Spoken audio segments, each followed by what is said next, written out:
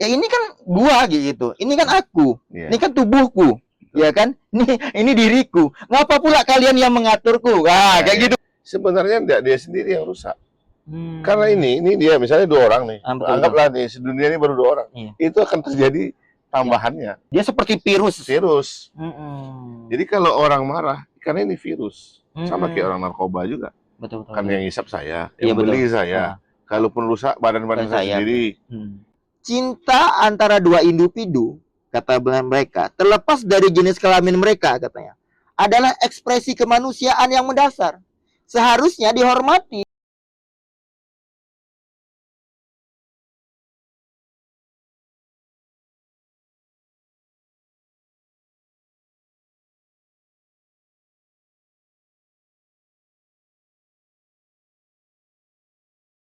Sehat, alhamdulillah. Masya Allah. Iya. Luar biasa. Alhamdulillah. Nih, Tat, pembahasan kita hari ini mungkin pembahasan yang lagi hangat-hangatnya, Tat. Benar-benar. Jadi baru keluar dari open. Iya, iya. Jadi pembahasan ini, Tat, kalau kita lihat ini sangat mengkhawatirkan ya, karena tema kita hari ini tentang LGBT itu ancaman atau HAM. Iya. Karena mengingat LGBT ini, Ustaz, sudah mulai berani untuk terang-terangan menampakkan diri. Iya, iya. Beberapa hari yang lalu kita menemukan sebuah berita yang mana guru dengan siswa, kemudian mahasiswa dengan dosen. Iya, iya. Artinya sudah masuk ke jantung pusat-pusat pendidikan. Iya. Dan ini kan sangat mengkhawatirkan. Betul. Pusat pendidikan yang seharusnya ya jadi tempat yang kemudian untuk membuat orang berakhlak mulia, namun yang terjadi adalah disusupi oleh ancaman-ancaman yaitu LGBT. Sebelum kita ke sana, Tad, komentar Ustadz seperti apa tentang LGBT ini, Tad? Ya. Alhamdulillahirrahmanirrahim. Salatu wassalamu ala rasulillah wa ala alihi wa sahbihi ajma'in. Nah, jadi ini memang sebenarnya LGBT itu istilah saat ini ya. Kalau dulunya kan liwat. Di masa Nabi Lut ya, liwat itu melakukan hubungan seksual sesama jenis ya, terutama laki-laki dengan laki-laki. Dan ini adalah kalau di dalam Islam namanya penyimpangan seksual. Jadi kan kalau di dalam narkoba itu ada penyalahgunaan narkoba. Kenapa disebut penyalahgunaan? Karena penggunaan tak tepat. Dia biasa untuk pengobatan, digunakan rumah sakit, tapi ini dikonsumsi hari-hari. Nah, sekarang namanya penyimpangan seksual. Kenapa disebut penyimpangan seksual? Karena pada dasarnya manusia itu kan diatur untuk berkembang biak, untuk memperbanyak. Ada naluri untuk ke sana. Untuk melanjutkan keturunan. Nah, kalau LGBT keturunan apa yang dia akan jadikan ya? Iya benar. Iya kan? Istilahnya dia itu bukanlah pasangan. Karena dia sejenis. Betul. Kalau pasangan itu hitam dengan putih, siang malam, laki-laki perempuan. Betul. Ya kan? Kalau tapi ini pedang dengan pedang. Pedang dengan pedang itu tak mungkin. Tak mungkin. Ya, tergantung siapa yang paling tajam. Jadi ini satu penyimpangan seksual, dan itu bukan hanya sekedar itu ya, tapi lebih berbahaya pertumbuhan umat di masa akan datang. Belum lagi secara umum, secara fitrah pun ketika ditanyakan satu persatu umat ini, itu semuanya mengecam ini. Namun kan tetap ada aja pejuang-pejuangnya yang mencoba menggolkan ide ini. Padahal ide ini buruk, bisa menyebabkan merosotnya perkembangan umat. Nah, jadi itu ketika ada yang membela itu agak-agak apa kita kok bisa seperti itu. Padahal kalau secara fitrah memang kita menolak itu ya. Menolak pastinya. Tapi gini Ustadz, memang sekarang ini tetangga kita, kalau kita lihat yang baru-baru ini mengeluarkan sebuah aturan melegalkan pernikahan sesama jenis ya, yang seperti di Thailand seperti itu. Ini membuktikan memang mereka benar-benar serius sepertinya tadi ya. Nah, salah satunya di Indonesia sepertinya ada beberapa kasus-kasus yang justru seperti mau mengetes kita selaku umat Islam, kira-kira umat Islam ini seperti apa gitu ya, ininya. Cuman mungkin kita harus kritisi juga. Kita bukan berarti kita selaku umat Islam kemudian kita tidak aware terhadap apa yang menjadi statement-statement mereka. Karena mereka sering menggunakan statement-statement yang sebenarnya statement ini kalau bagi orang yang tidak punya ilmu ini bahaya banget, bisa mempengaruhi. Salah satu statement yang mungkin kita kritisi adalah bahwa katanya kan identitas seksual dan orientasi saya adalah bagian diri saya sendiri, ya kan? Tidak merugikan orang lain, Ustaz. Ya kan? Saya berhak katanya untuk mencintai dan dicintai tanpa rasa takut atau stigma. Jadi ini statement yang pertama mengatakan bahwa ya ini kan gua gitu. Ini kan aku. Ini kan tubuhku. Ya kan? Ini diriku. Ngapa pula kalian yang mengaturku? Kayak gitu, Ustaz. Ini bagaimana kemudian kita menyikapi ini, Ustaz? Kalau seperti itu, nanti bukan hanya masalah LGBT saja yang akan melakukan hal yang sama.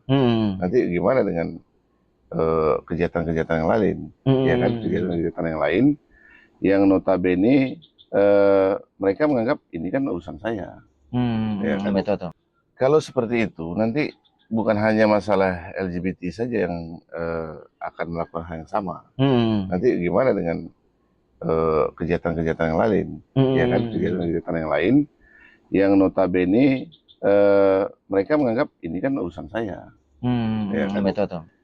Dan tidak merusak orang lain, di mana ceritanya tidak merusak orang lain. Karena untuk melakukan hubungan atau homoseksual itu tanggung sendiri.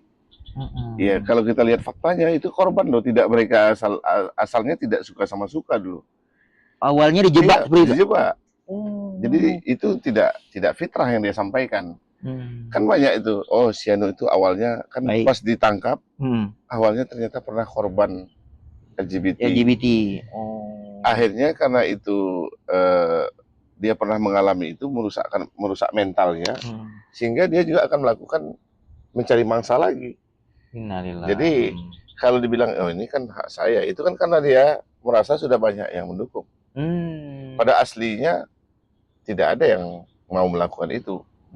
Ini kan sebenarnya kalau dari hasil ya penelitian orang Barat sendiri, itu secara umumnya karena mereka ini tidak PD-nya terhadap fitrah yang sudah diberikan Allah. Kebingungan terhadap status diri ini laki-laki itu perempuan. Awalnya begitu. Awalnya seperti itu. Begitu. Apalagi saat dia bergaul masa kecilnya, yang laki-laki lebih banyak kepada perempuan. Misalnya. Sehingga naluri-naluri keperempuanannya itu yang lebih banyak dominan muncul. Pada saat dia mulai balik, mulai mikir bahwa dia adalah perempuan, maka cari pasangannya laki-laki. Seperti itu, benar. Jadi kalau dia bilang, oh ini kan saya kalau perlu saya sendiri. Yang rusak kan saya sendiri. Yang lain komplain kayak gitu. Kenapa? Sebenarnya tidak dia sendiri yang rusak. Karena ini dia misalnya 2 orang nih. Anggaplah nih sedunia ini baru 2 orang. Itu akan terjadi tambahannya. Dia seperti virus. Jadi kalau orang marah, karena ini virus. Sama kayak orang narkoba juga. Betul. Kan yang hisap saya, yang beli saya. Kalaupun rusak badan saya sendiri. Tapi ini akan mempengaruhi. Kamu ngapain kata orang kan? Ini enak. Coba dulu. Anak si A atau manusia yang lain yang datang akan merembet dia. Masya Allah. Jadi pada intinya adalah ketika kita melakukan kemaksiatan, itu bukan berarti yang rugi itu diri sendiri. Semuanya akan berefek seperti itu. Nah ini artinya pertanyaan pertama ini sudah jelas. Jadi ketika kemaksiatan itu bukan hanya merugikan orang yang melakukan, tapi pada hakikatnya akan merugikan orang lain. Karena pada hakikatnya LGBT ini seperti virus ya. Nah, kalau tak segera diobati nanti dia menular ke yang lain-lainnya. Baik. Nah ini luar biasa ini. Ini kita lanjutkan Ustadz. Ini pertanyaan jawab statement yang kalau kita lihat ini mereka sangat pandai dalam menggunakan kata-kata. Statement yang kedua adalah cinta antara 2 individu, kata mereka, terlepas dari jenis kelamin mereka katanya, adalah ekspresi kemanusiaan yang mendasar. Seharusnya dihormati, bukan dihakimi. Artinya katanya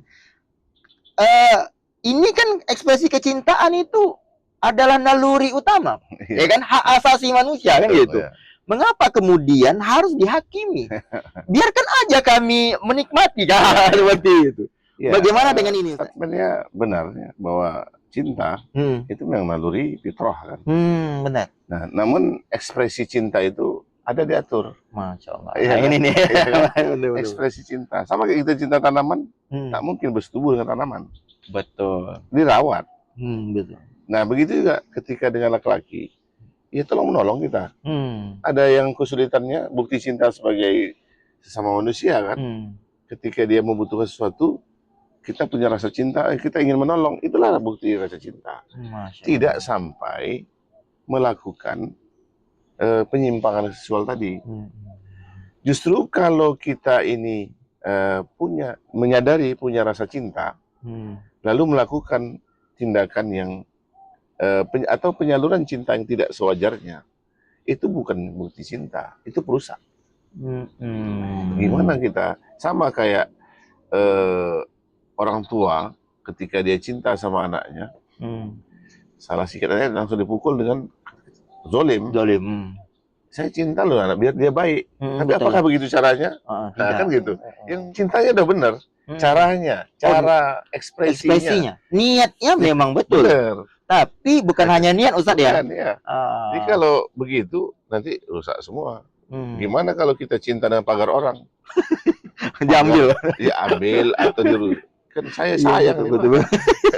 Iya kan? Atau cinta kepada istri orang. Iya. Itu bahaya. Itu bahaya lagi. Masya Allah. Yang tadi contoh pagar rumah orang dia cinta, dia duduk di situ. Apa nggak risih orang yang punya rumah? Betul. Iya, kan? Betul. Kenapa Anda di situ? Saya cinta dengan pagar Bapak. Apakah begitu ekspresinya? Iya, betul. Siang malam di situ. Betul. Orang mau pergi meninggalkan rumah jadi khawatir kan? Iya, Masya Allah. Nah, ini luar biasa nih. Yang ini kita kategorikan sebagai jawaban yang cemerlang. Ya, jadi cinta bukan berarti semuanya dilepaskan, bebaskan seperti itu. Tidak, ada aturannya. Ada aturannya. Nah, ini Ustaz.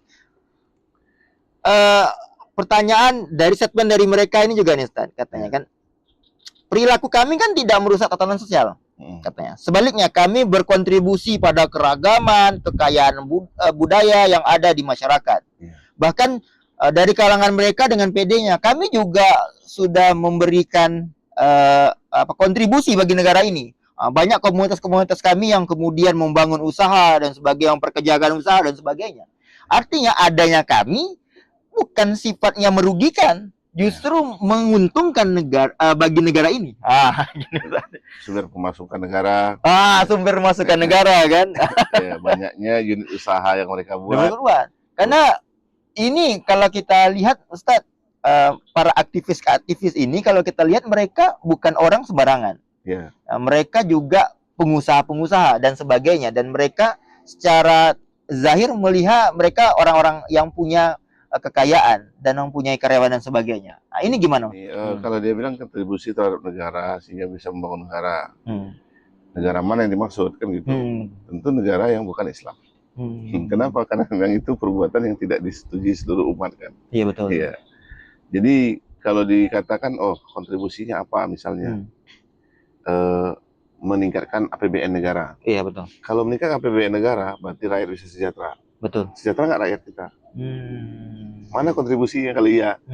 Iya kan? Betul. Nah, dia misalnya pengusaha, lalu bergabung di komunitas ini, sekalipun dia tidak pelakunya, mungkin dia sebagai supporternya kan, atau pendukungnya, sehingga mencurahkan biaya dan seterusnya, dan mengatakan ada sumbangsihnya lah terhadap negara ini.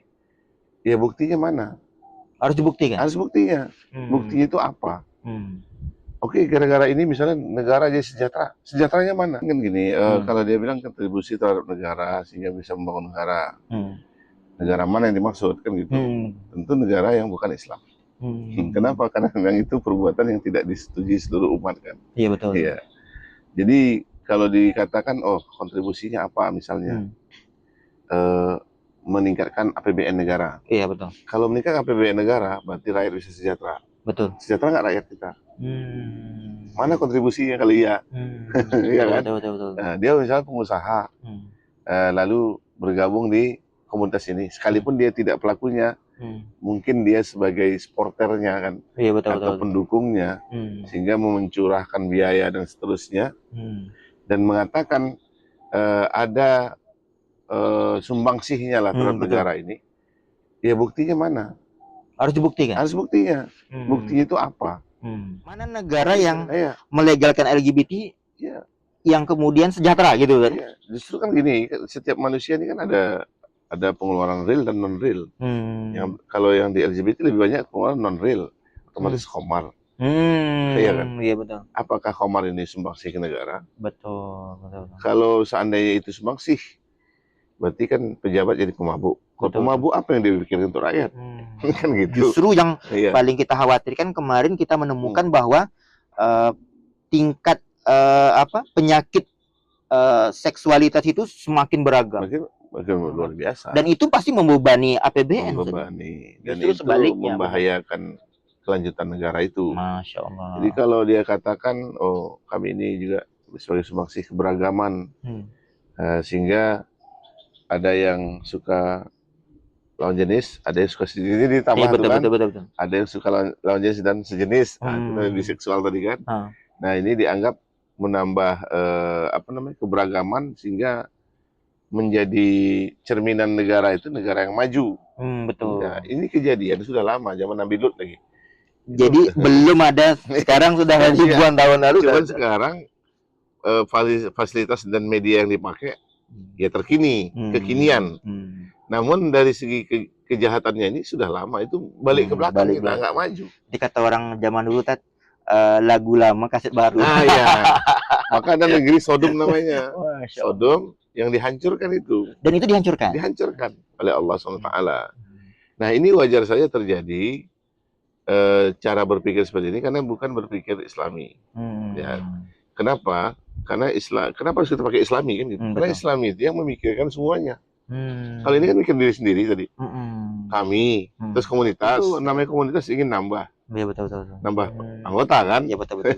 Kalau udah nambah anggota, yang misalnya di wilayah, misalnya tadi di Thailand yang melegalkan. Betul.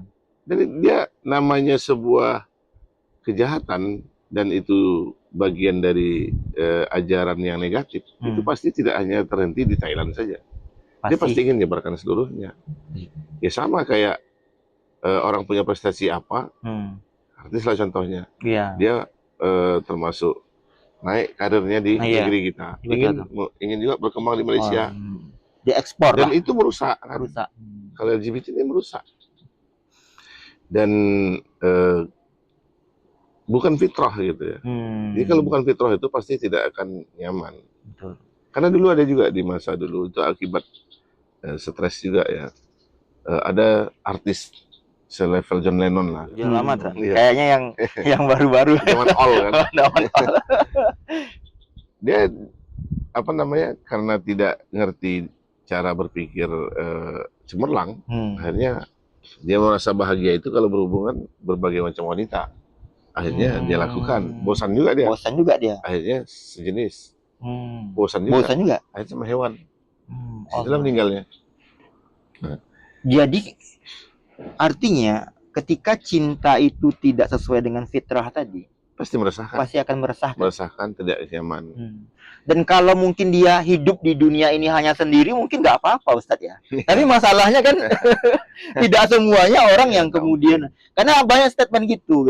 Jangan ngatur-ngatur aku, kan gitu kan. Aku punya hak sendiri. Pada hakikat pada saat dia mengatakan itu, dia pengen mengatur orang lain untuk menerima dia, seperti itu.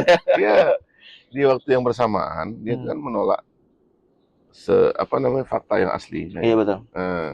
Kalau nggak mau diatur, tapi dia pasti butuh orang lain. Iya kan? Betul. Gini, dia melakukan hubungan seksual, tak mungkin sendiri. Betul. Ada jenis. Oke. Itu apa fasilitas, tempat, semuanya membutuhkan orang lain.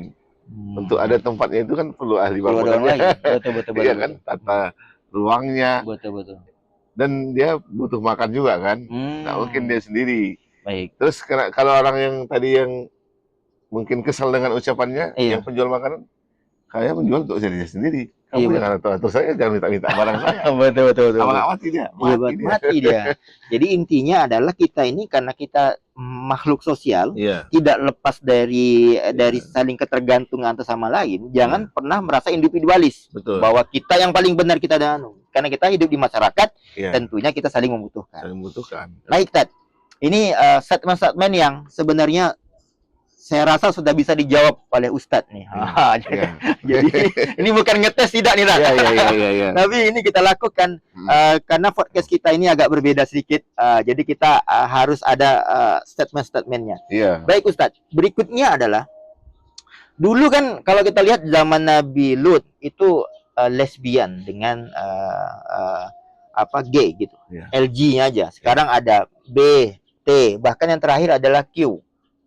Jadi ada lesbian, gay, transgender, terus LG, B, biseksual, ada Q, saya tak tahu lagi. Sudah mulai, bahkan diperkirakan waktu di Thailand itu orang tidak lagi laki-laki mau perempuan. Jadi istilahnya dia laki-laki perempuan ada 11 jenis. Dan ini pernah dites bahwa kemarin saya mendengar itu diujikan. Jadi dalam kolom agama itu kemudian tidak perlu dalam kolom KTP tidak perlu kemudian mencantumkan jenis kelamin. Dan yang baru-baru ini tidak perlu mencantumkan agama. Itu berarti mereka sudah benar-benar serius. Lalu hari ini apa yang harus kita lakukan? Karena kita tahu ini salah. Mungkin Ustadz kita mulai dari yang kecil dulu, dari pribadi atau dari keluarga. Apa yang harus dilakukan untuk agar penyakit-penyakit seperti ini tidak sampai ke keluarga kita atau pribadi kita? Ini memang ketika kita memahami ini adalah satu kondisi yang merusak tatanan sosial sosial di masyarakat. Tentu tidak hanya kita yang bicara hari ini yang mencemaskan itu. Tapi seluruh orang tua, apalagi kejadian-kejadiannya bukan hanya di luaran, bahkan di tempat-tempat pendidikan. Dan ini di blow up sedahsyat mungkin biar lebih viral. Dan blow up itu bukanlah untuk memberitakan hukuman atau bahayanya pelakuan itu, tapi seperti iklan sebagai semacam promosi. Dan juga untuk memburukkan tempat lembaga, seperti di pondok pesantren kemarin. Ada di kampus. Jadi sehingga masyarakat ini untuk belajar kemana lagi jadi bingung. Nah, karena artinya apa? Sehingga banyak yang berpikir nggak usah lah masuk pondok pesantren, kejadiannya seperti ini.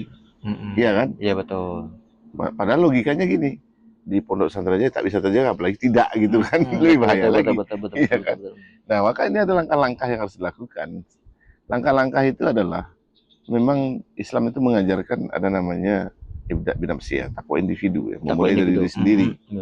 Nah, setiap individu itu ada dorong naluri agamanya yang dalam dirinya itu yang harus dia munculkan dengan mempelajari apa sih yang harus dilakukan individu dalam kehidupan ini.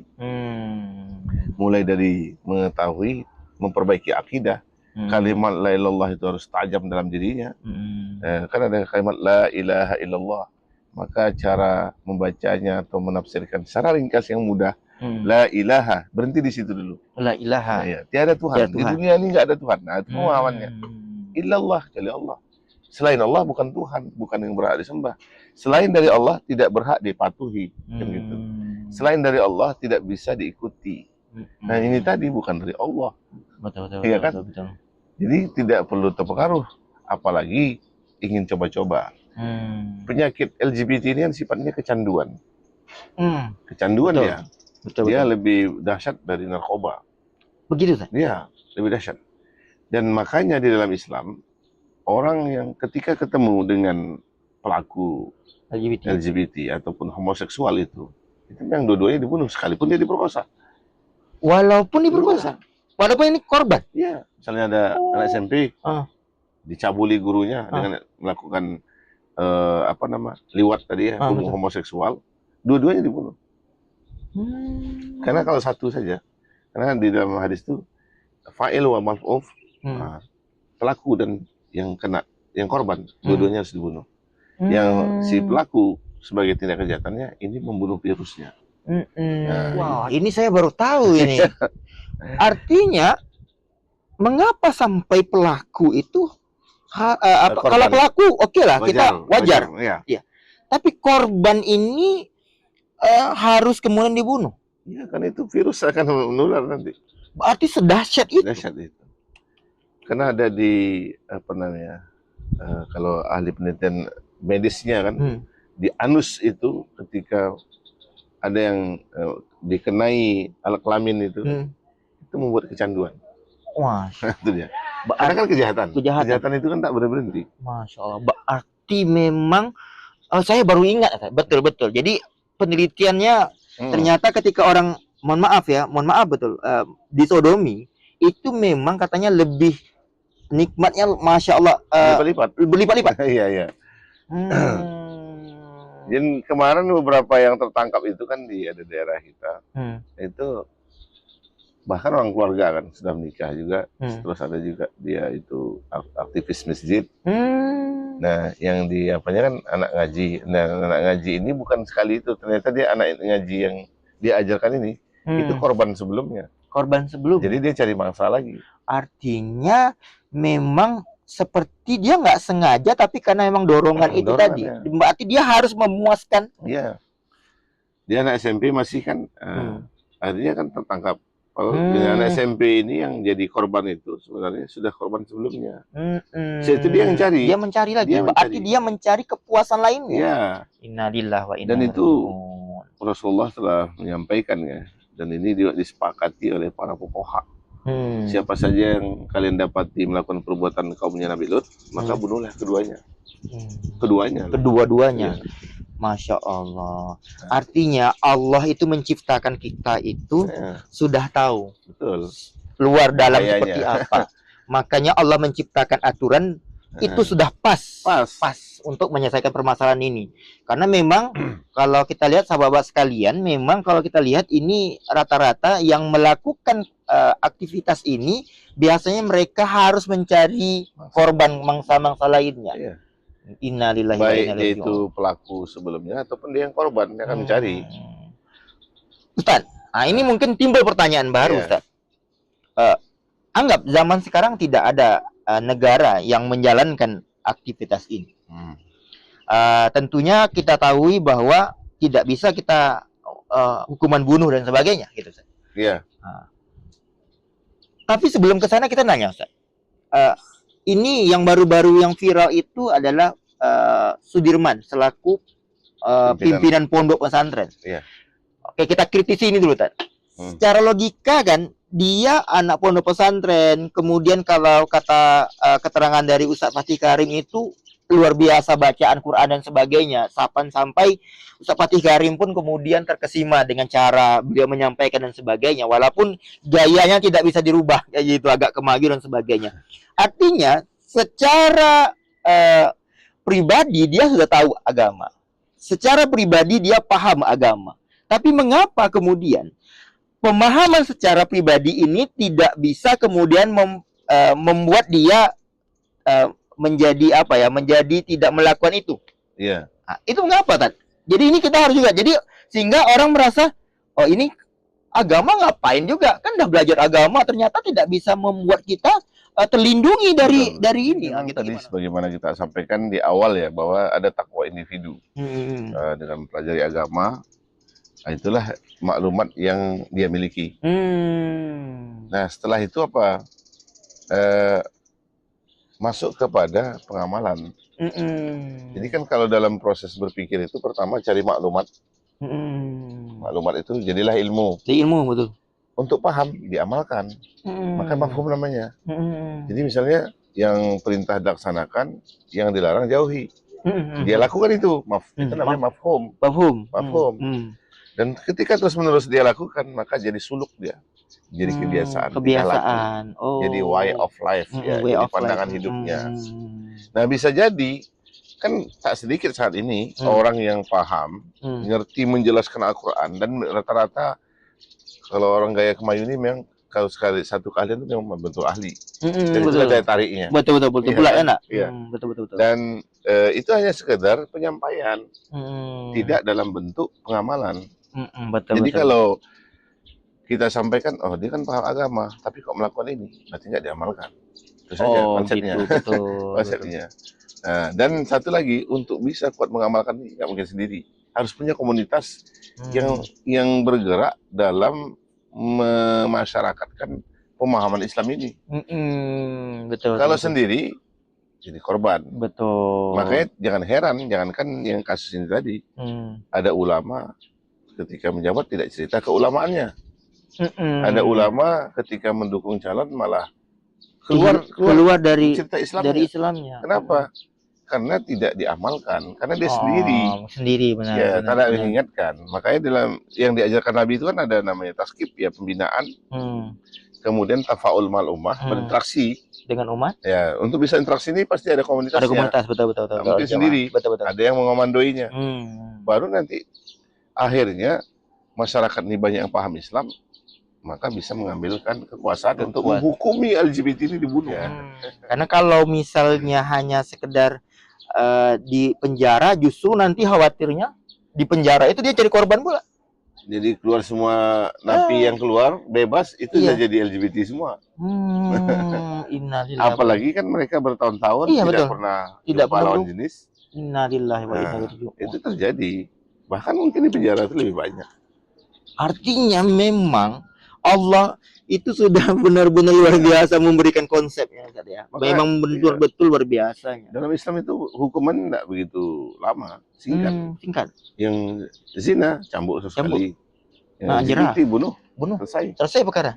Tidak penuh penjara. Walaupun di penjara ada yang tidak mau bayar utang, kapan lunasinya? Kapan dia keluar saat dilunasi? Tentu di masa bisnis yang bagus, itu 1 hari saja di penjara beratnya luar biasa. Makanya hanya saya bayar besok. Betul, Masya Allah. Jadi benar, baru saya paham. Ternyata pelaku ini nggak bisa kalau hanya sekedar di penjara. Justru dia di penjara tuh lebih enak karena dia sama dia di sana. Nyaman dia. Innalillahi wa inna ilaihi raji'un. Oh, ini seru sekali nih perjumpaan kita nih. Tapi ini mungkin sedikit Ustadz. Tadi sudah dijawab tentang keluarga kita, artinya kita harus kemudian bukan hanya sekedar kepribadian kita ada takwa, tetapi juga harus jamaah juga, Ustaz. Jamaah juga harus ada tadi kata Ustaz. Cuman yang ingin kita katakan adalah kayak gini, Ustaz. Zaman sekarang kan kalau kita lihat banyak orang yang kemudian menganggap bahwa sebelum ke sana, Ustaz, orang menganggap bahwa yang kayak orang-orang yang punya kelainan gitu, seperti dia gemulai dan sebagainya. Bahkan saya jumpa di restoran itu, bahkan mereka dengan terang-terangan laki-laki sudah berpakaian layaknya perempuan, pakai lipstik dan sebagainya. Itu membuat saya enak gitu. Itu wajar tak Cinta? Karena kita merasa itu jijik. Jijiknya lebih bukan kepada orangnya, tapi ke perilakunya. Karena dia ada terang-terangan gitu. Bahkan anak saya bertanya, orang tuh ngapa? Orang tuh lagi sakit atau gimana? Dia bertanya seperti itu kan. Artinya boleh nggak sih kita mendiskriminasi, termasuk kata mendiskriminasi nggak sih kita mengatakan kita membenci dia, membenci orang, membenci perilaku perbuatan, bahkan kita nggak suka berada dengan di lingkungan itu. Dalam Islam itu kan ketika sesuatu itu tidak diukur melalui pribadi ya. Betul. Jadi dia salah itu bukan karena kita nggak suka juga, tapi salah itu dari sisi pandangan agama pastinya, pandangan Islam. Betul. Nah, Islam itu melarang orang untuk menyerupai satu kaum. Ya kan? Man tasyabbaha min qaumin fahuwa minhum. Siapa yang menyerupai satu kaum, maka dari golongan itu. Dan orang yang menyerupai lawan jenis itu tidak akan pernah mencium surga, bahkan masuk ke neraka. Maka ketika kita pergi suatu tempat, maka yang harus dilakukan adalah mengingatkan. Itu dari tafaul mal ummah tadi. Oh, tetap kita mengingatkan supaya bukan bahasanya termasuk kita ini diskriminasi, enggak. Justru kita ingin meluruskan Karena orang ini sebenarnya karena dia belum dapat informasi, maklumat tentang apa yang dia lakukan. Apa dilakukan ya, betul. Karena memang daya tarik bahkan di dunia entertain, kalau orang gaya perempuan tuh viralnya cepat, naiknya cepat, melejitnya cepat. Betul, benar betul. Kenapa? Ya karena apa yang dilakukan seseorang itu sudah dipoles oleh iblis laknatullah, sehingga indah saja dilihat atau indah lucu, terlihat lucu, menggemaskan. Bahkan sebenarnya ada juga yang kalau dulu ya, ini fakta di kampung kita sendiri, ada gaya gitu gemulai. Akhirnya banyak wanita yang berkawan sama dia. Jadi akhirnya apa? Ternyata dia gayanya laki-laki ya. Modus. Hamil aku semua begini. Ini bahaya. Ini kawan-kawan nih yang gemulai-gemulai nanti di luar aja, tapi secara itu tapi memang di dalam Islam kalau dia itu bukan men-set dirinya untuk gemulai, tapi memang bawaan, itu mah nggak ada jadi masalah. Tapi malah disuruh kan, disuruh untuk mungkin latihan supaya jantan. Dan itu bahkan zaman jahiliyah. Jadi saya pernah ditanya, zaman jahiliyah itu ada nggak orang gaya bencong? Orang gaya bencong betul. Nah, kayaknya nggak ada. Kenapa? Kenapa berani? Karena anak perempuan saja lahir dibunuh. Oh iya, ya betul, kan? Apalagi gaya perempuan. Gaya perempuan. Kenapa mereka itu? Benar juga, betul. Jangan kan mau gaya perempuan ya tadi. Kalau ada anak laki-laki lahir itu dibanggakan di pasar Ukas namanya di Mekah itu kan. Anak saya laki-laki diumumkan. Betul. Kalau pas sudah besar itu tak akan berani orang mau gaya perempuan. Betul. Pahamnya. Zaman jahiliyah tuh. Zaman jahiliyah. Kok kita sekarang berarti di bawah jahiliyah lagi kan? Mas. Astagfirullah, betul. Dan sudah banyak dihancurkan Allah kaum-kaum yang seperti itu gitu loh. Betul. Satu negeri loh dihabiskan. Dan ini kalau ya kaum muslimin yang mendengar podcast kita ini, kalau ini dibiarkan, itu kita sama membiarkan azab itu diturunkan Allah. Innalillah. Ya, kan? Berarti kita juga berdosa kan ya? Kalau berdosa lah. Makanya kan luar biasa. Kenapa kita harus ingatkan? Kenapa harus kita luruskan? Karena satu orang yang melakukan kejahatan, kita pun kena dosanya. Kenapa? Karena ada hukum yang harus diterapkan sama mereka, dan sifat hukum itu adalah fardhu kifayah. Dan hukum itu tidak bisa dilaksanakan oleh individu, dan bisa pula oleh komunitas yang harus dilaksanakan negara. Wah, ini pembahasan yang harusnya kita bahas lagi nih. Artinya ternyata kita diam-diam aja kayak kena dosa ya. Wah, aduh bahaya nih Ustaz. Jadi nanti sholat ternyata dosanya malah bertambah nih kayak gitu. Sholat orang berzina, juga dosa. Baik Ustaz, ini karena waktu kita ya semakin seru harusnya kita harus menambahkan mungkin pembahasan lainnya, tapi dikarenakan waktulah yang akan memisahkan kita untuk sementara waktu. Insya Allah kita akan berjumpa lagi di kedepannya. Jadi close statementnya tentang fenomena ini dan nasihat untuk para sahabat-sahabat yang mendengar podcast ini. Yang pertama, kita harus sadari kita ini adalah makhluk ciptaan Allah. Harus sadar itu. Dan Allah telah memberikan garis-garis yang membuat kita selamat. Kalau kita dalam perjalanan kita namanya Google Map ya. Jadi kalau bilang belok kiri jangan ke kanan. Kalau lurus jangan mundur. Marah Google Map. Artinya apa? Kita akan sesat. Nah, kalau ini kita mau kemana? Mau ke Sumatera Barat. Nah, inilah jalannya. Kalau kita ikuti, insya Allah sampai. Tapi kalau tidak ikuti, tak akan sampai. Menyimpang namanya kan tadi disebutnya menyimpang. Nah, jadi karena kita ini makhluk Allah, Allah telah memberikan garis-garis untuk keamanan kehidupan kita, maka ikuti itu. Untuk bisa terus-menerus kita mengikuti itu, disitulah kita perlu pemahaman terhadap apa saja yang Allah perintahkan sama kita. Maka perlu mengaji, perlu punya komunitas yang mengingatkan kita kepada Allah, sehingga kita terhindar dari virus yang sedang merebah ini. Kitalah pembasminya, dan kita mendorong negara untuk menerapkan hukum sebagaimana yang disyariatkan oleh Allah dan disunnahkan Rasulullah SAW. Sehingga kita akan mampu menjaga keluarga kita, dan kita akan mampu menjaga masyarakat kita. Kalau sudah mampu menjaga keluarga kita dan masyarakat, otomatis kita pun terjaga. Kalau kita terjaga, aman nanti di akhirat. masuk surganya Allah. Pastinya kita akan melihat negeri ini negeri yang baldatun thayyibatun wa rabbun ghafur. Wallahu a'lam bishawab.